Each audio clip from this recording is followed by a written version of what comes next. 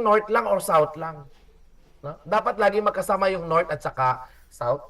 So that means that there are no magnetic monopoles. No?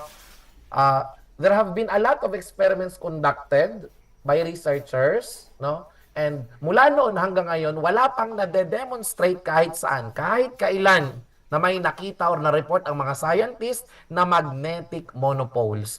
No? Minabasa ako, in theory, it is possible. But that is in theory. No? But in real life, no magnetic monopoles have ever been discovered or observed. No? At bakit? Bakit lahat ng magnets may dalawang poles? Kasi yun ang sabi ng Maxwell's equation na ito. Ayan, no? The divergence of B is zero. Kung yan ay hindi zero, o hindi tayo makakakita ng magnetic monopole. No? So, pag kinunan mo ng divergence ang B, dapat ay laging zero. No? Otherwise, kung hindi yan magzi-zero, then yung magnetic field mapuputol. No? Magiging broken siya and it will no longer form a closed loop. But since the equation tells us that the divergence of B is zero, then the magnetic field always have to form closed loops. Okay? Di ba ang galing? Ako natutuwa ako, no? Kasi we interpret the math behind Maxwell's equations here, no? And the interpretation of these equations is what matters, no? It is not the equation itself which is important, but the implications, no, the interpretations of these equations. No? Kaya nga tayo naka-develop ng iba't ibang klaseng technology kasi na-interpret natin ang mga equations na ito. Okay? All magnets have two poles. Okay, next. Anong oras na? Patapos na po tayo. No? Sana matapos tayo before 9. The next is Faraday's law. No? Kung inyong natatandaan, tapos na tayo sa dalawang divergence. Ang natitirang dalawang equations ay nagtataglay ng curl. Yung una, curl ng electric field. Ito yon, no? So ano yung Faraday's law? The curl of E, sulat natin. The curl of E is equal to the negative of the partial derivative of B with respect to T. Ayan. So here, may interaction na ng electric at magnetic field. Kasi kanina wala eh. Na walang interaction kanina.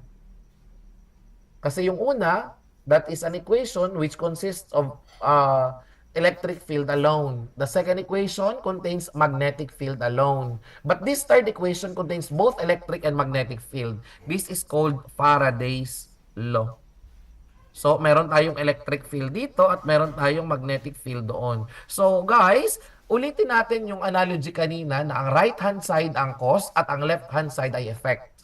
No? So, this electric field here is an effect. No? And the right-hand side is the cause. So, what causes the electric field? No? What causes the electric field? What causes the electric field is a changing.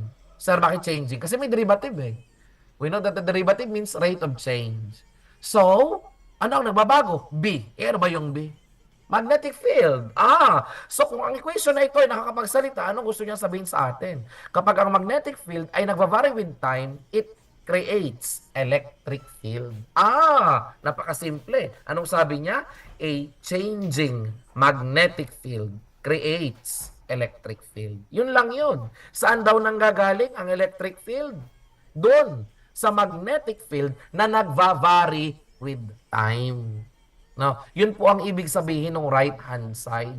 It is magnetic field that varies with time. So kung ang magnetic field ay steady, hindi nagfa-fluctuate, hindi nagbabago-bago, static yun. No? That will not generate electric field.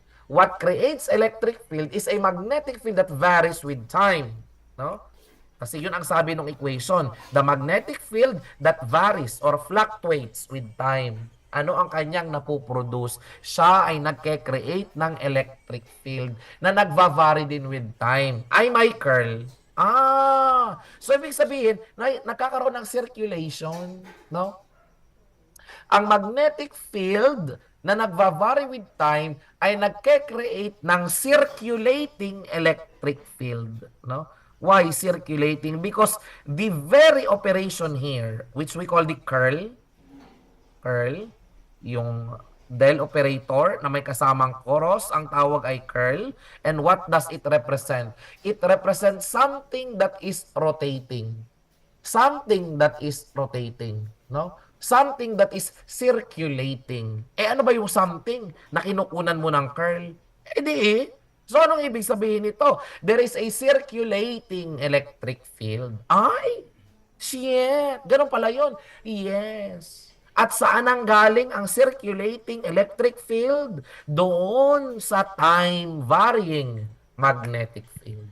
So I hope everyone would agree that this equation can simply be interpreted this way. No? Ito na yun. A changing magnetic field creates an electric field. No? Kaya nga, electromagnetism ito. Ano? Electricity or magnetism creates electricity.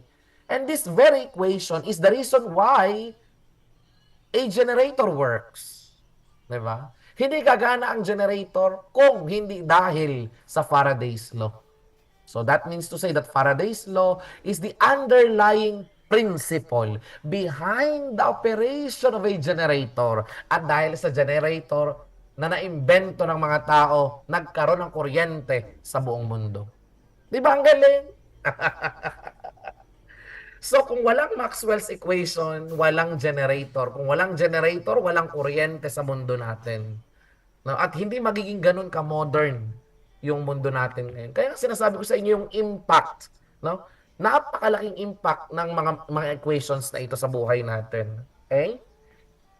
Faraday's law. Okay? A changing magnetic field creates a circulating electric field. O ano naman ngayon? Kung may electric field, anong nangyayari? Nagkakaroon ng tinatawag na voltage. So this is where magnetism creates electricity. Yes. Kaya kasi isang generator, no, may magnet, no? Kapag nagkaroon ng motion, yung magnetism nagke-create ng electricity. Okay, bakit? Kasi yung electric field na yan ang mag-establish ng potential difference na tinatawag natin na voltage. Ang tawag dun sa voltage, yun yung induced voltage. So, ngayon, kung doon sa region na may induced voltage ay may conductor, anong mangyayari? Dito sa conductor may dadaloy na kuryente kasi may voltage. Kaya nakita na natin ngayon kung paano nagpo-produce ng kuryente ang magnetism. No? It is because of Faraday's law. Okay? From a magnet, we were able to create electricity. However, kinakailangan nagva-vary ang magnetic field. No? Sir, paano natin magagawa na nagva-vary ang magnetic field? Kinakailangan, kung ako ay may magnet, may relative motion sa pagitan ng magnet at saka ng conductor. Okay? Tanong, sinasabi natin na ang electric field ay nakikreate ng induced voltage. Gaano kalaki yung voltage na na-induce? Yung induced voltage, V induced, sabi nung integral equation kanina ay equal sa negative dphi over dt. Ito yun, no? Yung flux, no? The induced voltage is proportional to the rate of change in the magnetic flux. Yan yung nakita natin kanina sa integral equation, no? Yung induced voltage na integral ng E dot dl is equal to negative of the partial derivative with respect to T of B dot ds. So, itong integral ng B dot ds, yan yung magnetic flux. Kapag ang magnetic flux nagva-vary with time, nagke-create ng induced voltage. No? So ngayon, gaano kalaki ang induced voltage? Proportional sa rate of change ng magnetic flux. Ngayon, i-demonstrate natin kung paano nagke-create ng electricity ang magnetism. Look at this diagram. Nakikita nyo na po ba yung animation? Can you now see the animation, guys? Yes po, engineer. Okay. So here we have a bar magnet and a meter that indicates that current is produced in the conductor. Okay?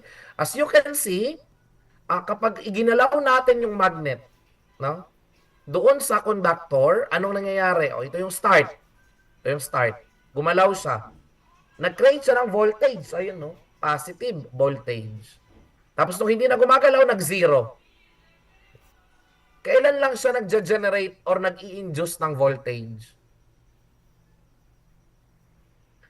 Okay, observe this video. Observe this video.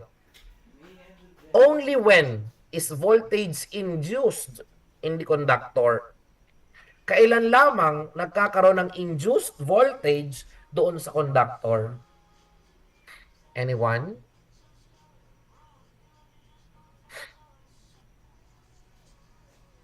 Tama, kapag gumagalaw. Yes, kapag gumagalaw. So kapag hindi na gumagalaw yung conductor or yung magnet relative to the conductor, walang voltage na napoproduce. Bakit? Kasi yun ang sabi ng equation, ayan, no? Only when the magnetic field varies with time, no? Nung gumagalaw yung magnet relative to the conductor, that is the time when the magnetic field varies with time. So, when the magnet is stationary relative to the conductor, there is no change in magnetic field. Kaya, ayan, nagsi-zero. Okay, nagsi-zero. Okay? Pero nung hinila natin, anong nangyayari sa voltage? Nagne-negative. Anong ibig sabihin nun? Nagre-reverse ang polarity ng voltage na na-produce kapag nagbabago ang direction, no? Nung paggalaw. Okay? So this is how magnetism creates electricity. Okay? Kinakailangan may relative motion sa pagitan ng magnet at nung conductor para magkaroon ng changing magnetic flux and changing magnetic field. Only then can we have induced voltage. Sir, paano kung wala akong magnet? Paano kung electromagnet? Pwede ba yan? Yes. Tingnan nyo to. Wala tayong bar magnet, pero meron tayo isang solenoid. No? Kung sa solenoid na ito, on at off yan, on at off. Pag ini-off ko, walang kuryente. Pag naka-off, walang kuryente. Pag ini-on ko, magkakakuryente. Ayun, no? Gumagalaw yung meter. Okay. Or, posible, ang padaanin natin, okay, can you see guys, there is no connection between the coil of wire and the solenoid. There is no connection. Okay? This is an electromagnet. No? There is no direct connection between the electromagnet and the coil of wire in which the voltage is induced. Okay? If I will pass an alternating current in the electromagnet, no? Alternating current, no? The alternating current would produce a magnetic field, no, that varies with time. Since the magnetic field varies with time, magkakaroon tayo ng induced voltage doon sa conductor na nakakabit sa meter. Okay? So again, this animation shows Faraday's law, how it works. No? Magnetism creates electricity. But for magnetism to create electricity, your magnetic field has to vary with time. If the magnetic field is constant or uniform, there is no induced voltage. No electric field will be created. Okay? So before we leave the slide, what is the most important message of Faraday's law? The most important message is that a changing magnetic field creates electric field. Yun lang yun. No? Now let's go to the last one. No? Ampere-Maxwell law. This originally came from the equation formulated by Maxwell. No? Anong equation ang na-formulate ni Maxwell? The curl of the magnetic field is equal to mu naught times J. This was the original equation. We call it Ampere's law. So how do we interpret Ampere's law? Simple lang, again, may cause at may effect. No? Ano yung cause? Yung right-hand side. No? What can we see at the right-hand side? Mu naught, which is just a constant, multiplied by J. Okay. Who among you knows this vector quantity? What vector quantity is represented by J? Ano yung J na nasa equation na yan? Current, that's right. No? That's current. But what makes up electric current? What makes up electric current? Anyone? What makes up electric current? Electron charge? Not quite. Eh, paano kung hindi electron? Di ba?